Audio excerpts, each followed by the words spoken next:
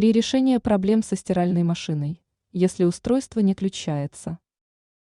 Стиральная машина – девайс, который имеется у каждой современной хозяйки. С его помощью можно легко и быстро приводить одежду в порядок, удалять с нее загрязнения.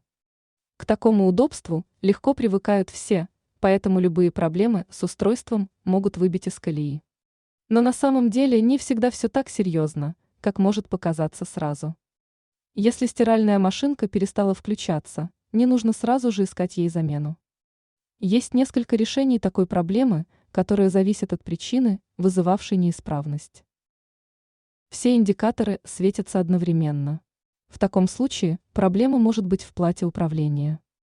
Чтобы устранить неисправность, потребуется вооружиться паяльником. Далее необходимо отключить от сети стиральную машинку, снять крышку корпуса, достать лоток дозатора. После этого нужно открутить все шурупы, сфотографировать плату, чтобы потом иметь возможность правильно установить ее. После следует достать панель, отсоединив предварительно провода, разжать пластиковые защелки. Затем нужно достать плату, найти перегоревший элемент, заменить его и припаять. Далее останется собрать все в обратной последовательности, попробовать запустить стирку. Индикаторы не светятся. В таком случае вариантов может быть 2. Может повредиться шнур питания или же вилка шнура. Заменить эти элементы никому не составит труда.